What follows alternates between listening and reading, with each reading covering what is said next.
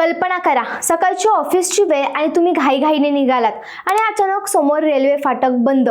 एका मागोमाग एक गाड्या थांबतात, हॉर्नचा कर्कश आवाज सुरू होतो, तेही फक्त एका रेल्वे फाटकामुळे. या एका रेल्वे फाटकामुळे हजारो लोकांचा वेळ आणि इंधन वाया जातं.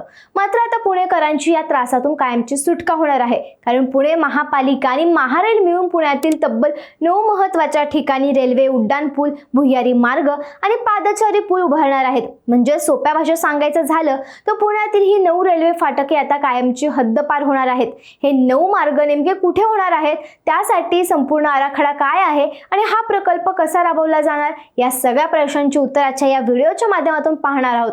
त्यासाठी व्हिडिओ शेवटपर्यंत नक्की पहा. नमस्कार, मी स्वराली आणि तुम्ही पाहताय कट टू कट. पुणे शहरात राबवली जाणारी ही योजना अचानक आखलेली नसून ती एका मोठ्या राज्यव्यापी मोहिमेचा भाग आहे. महाराष्ट्र शासन आणि भारतीय रेल्वे मंत्रालय यांच्या संयुक्त उपक्रमातून राज्यभरात रेल्वे फाटक मुक्त महाराष्ट्र ही संकल्पना वेगाने राबवली जात आहे. राज्यातील शहरांमध्ये आणि महामार्गावर रेल्वे फाटकांमुळे होणारे प्राणघातक अपघात रोखणं आणि वाहनांचा वेग वाढवून वाहतूक सुरळीत करणं हा या अभियानाचा मुख्य उद्देश आहे. या संदर्भात मुख्यमंत्री देवेंद्र फडणवीस यांच्या अध्यक्षतेखाली नुकतीच एक महत्त्वाची बैठक पार पडली. या बैठकीत राज्यातील 131 रेल्वे फाटकांवर नवीन उड्डाण पूल म्हणजेच आरओबी किंवा भुयारी मार्ग आरयूबी बांधण्यासाठी मंजुरी देण्यात आली आहे. या 131 फाटकांव्यतिरिक्त जिथे प्रत्यक्ष रेल्वे फाटक नाही पण रेल्वे रूळ आणि आसपासच्या मुख्य रस्त्यांवर वाहतुकीचा प्रचंड ताण असतो, अशा आणखी 80 अतिगर्दीच्या ठिकाणांचाही या योजनेत समावेश करण्यात आला आहे.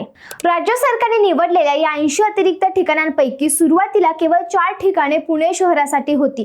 परंतु पुणे महापालिकेने शहराची प्रत्यक्ष भौगोलिक परिस्थिती, दररोजची भीषण ट्रॅफिक कोंडी आणि भविष्यातील 50 वर्षाचा विचार करून यात सुधारणा केली. महापालिकेच्या नगररचना विभागाने स्वतः अभ्यास करून आणखी 5 महत्त्वाच्या आणि गरजू जागांचा या यादीत समावेश केलाय. त्यामुळे आता पुण्यातील एकूण 9 ठिकाणांचा या भव्य प्रकल्पात समावेश झाला आहे. शहराच्या विकास आराखड्याची सुसंगत पद्धतीनेच या सर्व 9 प्रकल्पांचे नियोजन केले जावे, अशी स्पष्ट विनंती महापालिकेने महारेलचे नियोजक जितेंद्र कुमार यांच्याकडे केली आहे.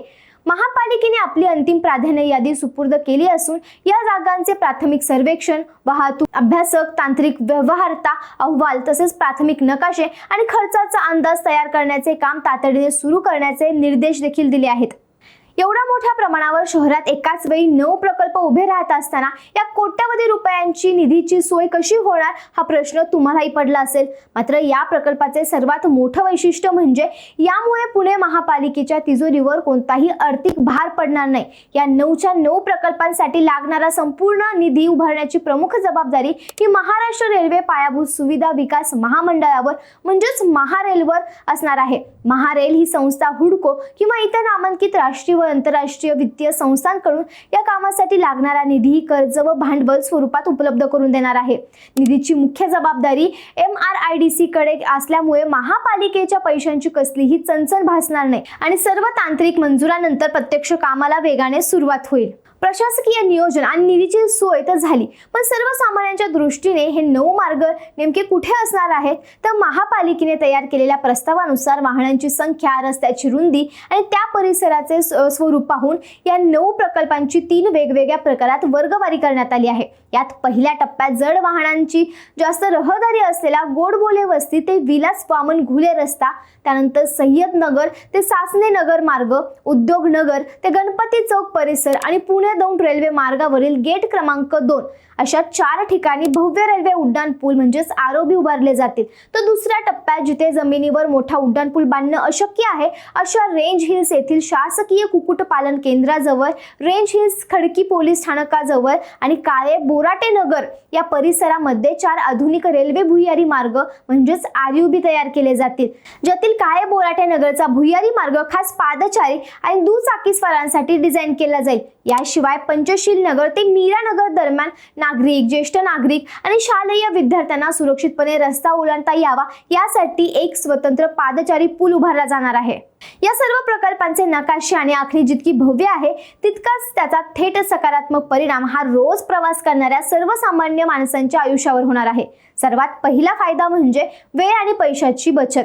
फाटकावर 10 ते 20 मिनिटं गाड्या चालू ठेवून राहिल्यामुळे रोज लाखो रुपयांचं इंधन वाया जातं. त्याला पूर्ण विराम मिळून प्रवाशांचा वेळ वाचेल. दुसरा अत्यंत महत्त्वाचा फायदा म्हणजे आपत्कालीन सेवांना मिळणारी संजीवनी. हडपसर किंवा घोरपडी परिसरात फाटकामुळे अडकून पडणाऱ्या रुग्णवाहिका आणि अग्निशामक दलाच्या गाड्यांना आता विना अडथळा वेगवान मार्ग मिळेल, ज्यामुळे शेकडो जीव वाचू शकतील. यासोबतच बंद फाटकाच्या खालून गाडी काढण्याच्या प्रयत्नात होणारे प्राणघातक अपघात पूर्णपणे थांबतील आणि तासनतास ट्रॅफिकमध्ये अडकल्यामुळे होणारा मानसिक ताण व प्रदूषण कमी होऊन पुणेकरांचे आरोग्य सुधारेल. थोडक्यात सांगायचं तर गेल्या अनेक दशकांपासून हडपसर, घोरपडी, सासने नगर, मांजरी, त्यानंतर ससून रस्ता, रेंज हिल्स आणि खडकी परिसरात राहणाऱ्या नागरिकांसाठी ही योजना नवसंजीवनी ठरणार आहे. रेल्वे फाटकामुळे एका बाजूला अडकून पडलेल्या या संपूर्ण पूर्व पुण्याच्या वाहतुकीचा श्वास आता मोकळा होणार आहे.